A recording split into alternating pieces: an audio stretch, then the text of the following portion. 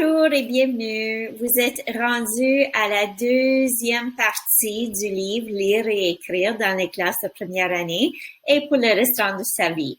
Alors, comme j'ai dit pendant la première vidéo, c'est que cette partie va concentrer sur l'écriture.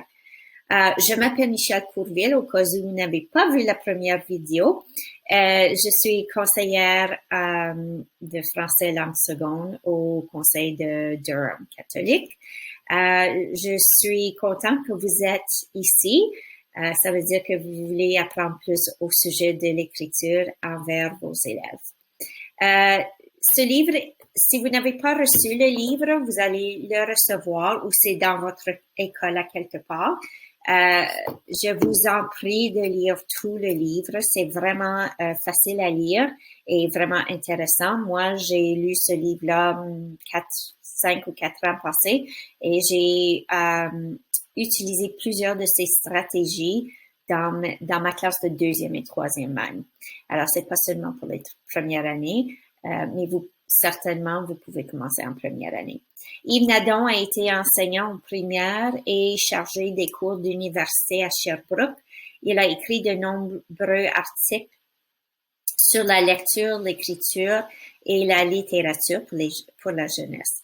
En plus, il anime des ateliers et donne des conférences sur la littérature au Canada ainsi qu'en Europe. C'est alors que nous abordons ce livre qui décrit bien les méthodes dont Yves a appliquées comme pratique d'enseignement.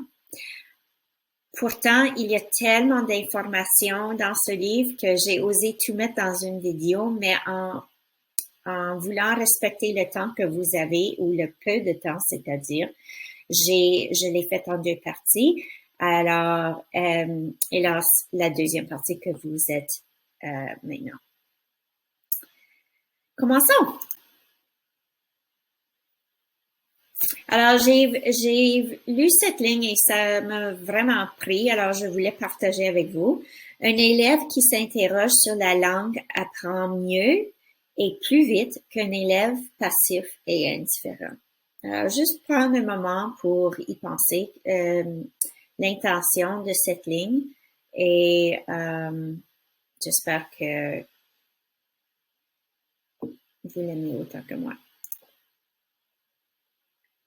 Alors, au lieu de mettre des diapos pleins d'informations que vous pouvez vous-même lire dans le livre, qu'est-ce que j'ai osé faire au lieu, c'est de vous diriger vers les pages que vous trouverez peut-être intéressantes ou que vous pouvez utiliser comme application immédiatement dans vos classes.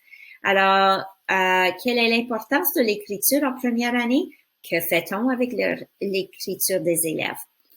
À la page 96, vous allez voir un tableau qui décrit les étapes du développement de l'écriture, de l'écrit. Alors, on parle des étapes d'écriture comme la première étape, c'est l'étape pré-communicative. Deuxième étape, c'est semi-phonétique. La troisième étape, c'est phonétique. La quatrième, c'est une écriture transitoire. Et finalement, la cinquième étape, c'est conventionnel. À la page 91 et 95, vous allez voir les comparaisons entre plusieurs élèves. J'ai choisi 2 élèves, une qui s'appelle Elsa. Alors, voici son travail en septembre ainsi qu'en novembre.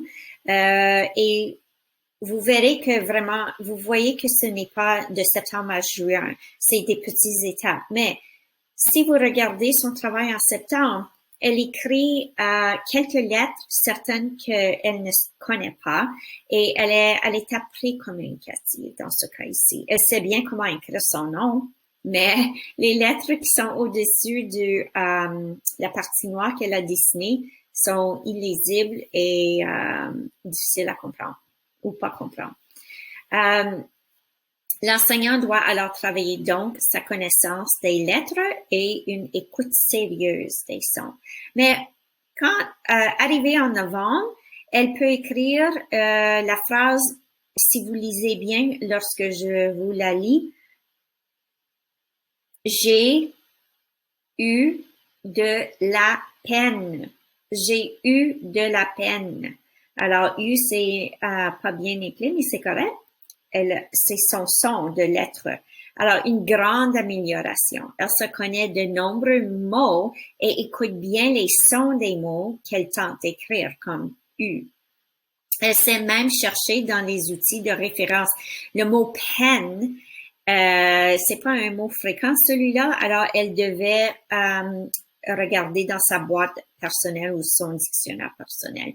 Il reste à faire les espaces et son travail nous indique que c'est temps d'aborder ce sujet-là. Maintenant, à la page 99, nous voyons le travail d'Océane. Encore, Océane sait bien comment écrire son nom. En septembre, vous voyez que il y a toutes sortes de lettres qu'on peut pas lire très bien.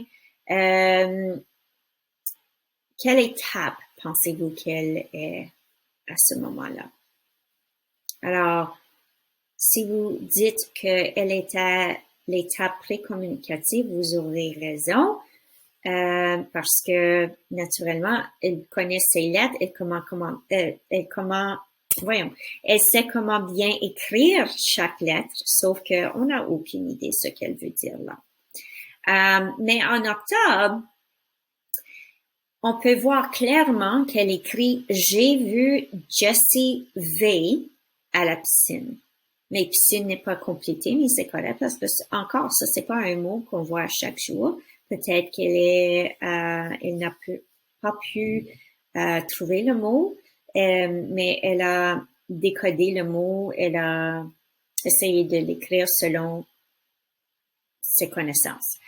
Alors, voyez le progrès que Océane a donc atteint dans seulement quelques semaines. Je crois que le septembre, c'était au début de septembre, comme la première semaine, et en octobre, c'était, si je me rappelle bien, c'est le 4 octobre. Alors, un mois, 4 semaines.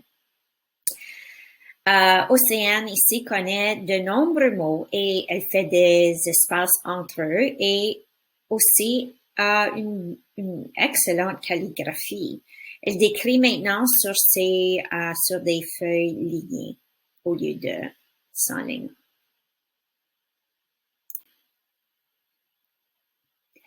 Alors, quoi dit-on de l'orthographe? Ça, c'est toujours un sujet très populaire. Les implications pratiques de la connaissance et de la reconnaissance des aspects développementaux de l'orthographe et de l'écriture sont multiples. Alors, numéro 1, l'orthographe doit être évaluée de façon analytique et non seulement sous l'angle de la justesse. L'orthographe est analysée sous l'angle des stratégies d'élèves. On peut mieux découvrir ce qu'ils savent et prendre des décisions d'enseignement plus éclairées. Et enfin, le regard de l'enseignant sur l'orthographe devient celui d'un professionnel informé plutôt que celui d'un correcteur d'examen. Alors, il faut faire attention quand on choisit l'orthographe parce que oui, ils vont avoir des erreurs. Ils débutent dans leur écriture, dans leur carrière d'écriture. Alors, oui, on encourage la bonne orthographe, mais si on a des mots de mur, des murs de mots, des dictionnaires personnels, est-ce qu'ils savent où trouver les mots dont ils cherchent? Mais l'importance aussi, c'est la structure des phrases, la structure des paragraphes. De quoi ils vont écrire. Alors, il y a 2 exemples ici que vous pouvez voir une grande différence entre la bonne orthographe et celui qui a des erreurs. Mais l'important, c'est de juger, pas juger, mais avoir évalué comme leur développement plutôt que, comme ils disent, un correcteur d'examen.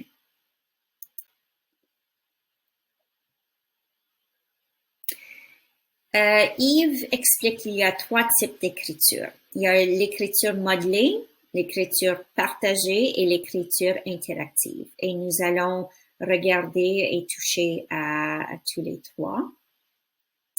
Dans cette situation, c'est l'enseignant qui tient, Nous préconisons l'écriture modelée comme situation au cours de laquelle l'enseignant écrit devant les élèves en discutant à voix haute d'une technique d'auteur, d'une décision d'auteur, d'une partie du processus. C'est donc alors dans cette situation que l'enseignant tient le crayon et qui partage ses idées.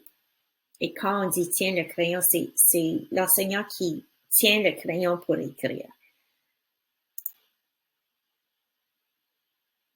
À la page 114, l'atelier d'écriture comporte 3 éléments nécessaires.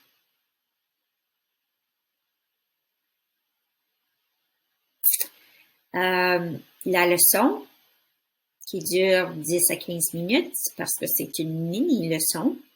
La rédaction, qui va être la majorité de votre temps de l'atelier. Et enfin, le partage.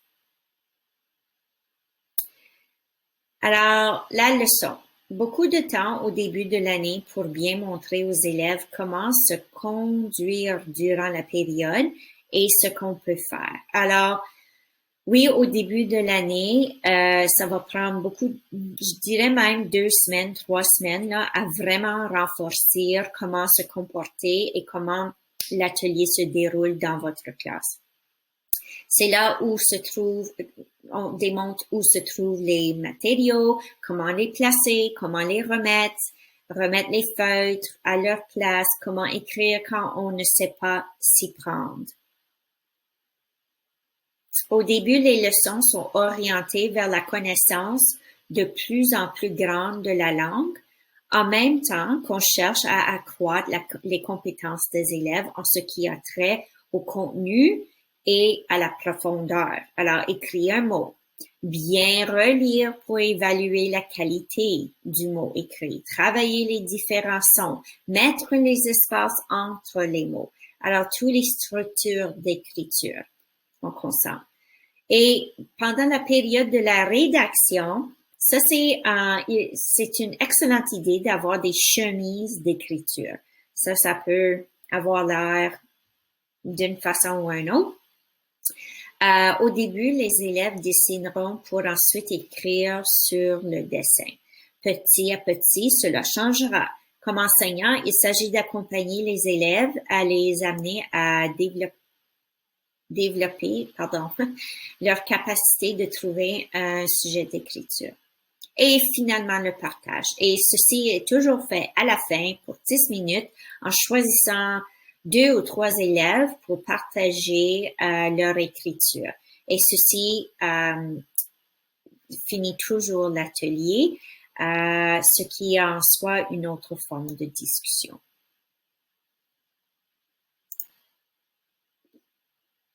Et voici un exemple d'écriture interactive. Alors ça, c'était le troisième type d'écriture que mentionnait Yves. Ce texte est écrit d'après les illustrations de Mercer Mayer, tirées du livre Sans texte, ou ce que vous voyez devant vous. Ils ont abordé, ici, vous pouvez voir, le tiret pour indiquer un dialogue, le point d'exclamation, les différentes façons d'écrire le son « est ».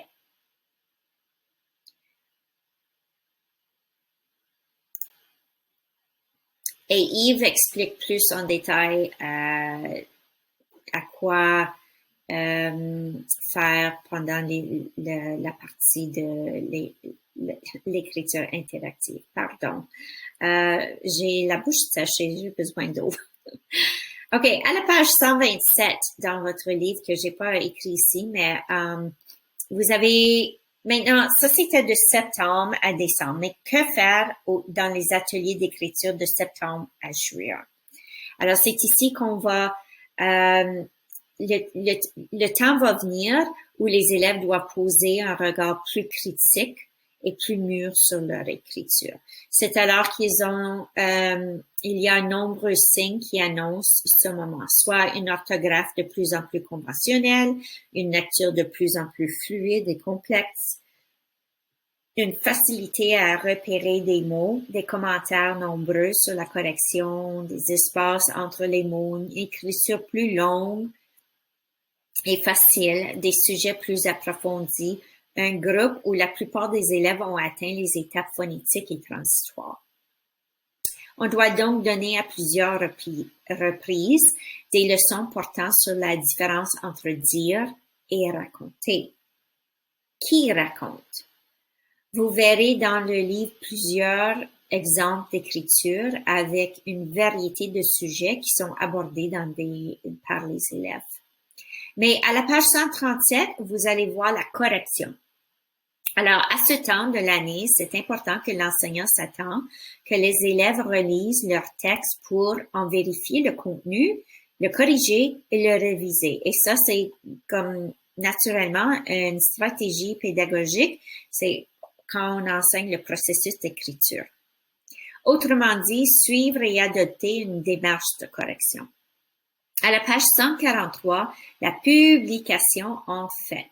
Après, on a suivi toutes les étapes. Les élèves veulent se faire publier et se faire lire. On écrit toujours pour être lu. Les publications peuvent prendre plusieurs formes, soit la lecture publique aux parents et à la classe. Ça peut être une page sur le site Internet de la classe, comme Edsby. Ça peut aussi être une rédaction d'un livre, un cadeau à une personne, un livre de recettes, publication dans un journal d'école, des lettres, des affiches. Ça peut prendre toutes sortes de formes. Et à la page 144, il y a une période consacrée à l'atelier d'écriture. Alors, vous avez première étape, leçon au groupe. Ensuite, vérification de deux chemises. Alors, lorsque les élèves travaillent dans la grande période de rédaction, l'enseignant choisissait deux chemises afin de vérifier. Chaque élève se trouve un endroit où travailler. Appel à tout pour connaître les intentions et le travail à faire.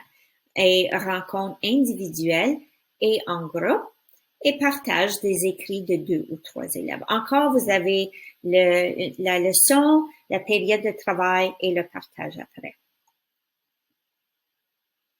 Tout cela demande patience et du temps. Il faut expliquer ce que l'on attend, l'introduire formellement, revenir sur certains aspects et introduire une nouvelle notion. On ne peut pas tout présenter d'un coup. Vous imaginez un peu la misère si l'on exigeait tout cela au mois de septembre. À la page 137 à 150, Yves explique la procédure de correction. Et tout de suite après ça, il explique l'étude de mots et comment l'incorporer dans un cycle de 10 jours. Il donne la procédure de jour à jour avec des exemplaires activités. Par après, il explique l'évaluation. Comment évaluer tout ça? Alors, l'évaluation fait partie de notre enseignement. Elle a lieu au quotidien. On prend des notes, on observe et on questionne régulièrement nos élèves. Un bon rapport par Paul Robert, qui a comparé le système d'évaluation en Finlande avec celui de la France et porte la question des notations. Ça, vous allez trouver ça à la page 166. Pourtant, il y a nombreuses recherches qui affirment que les élèves apprennent mieux sans la notation, c'est-à-dire l'évaluation sans les notes formelles. De plus, ceux qui pensent que comparer et publier les notes améliorera les écoles se trompent. En fait, l'impact des comparaisons des notes va à l'encontre de leur espérance. La seule façon d'améliorer les écoles est d'assurer des conditions d'apprentissage optimales et d'avoir des enseignants inspirants et instruits.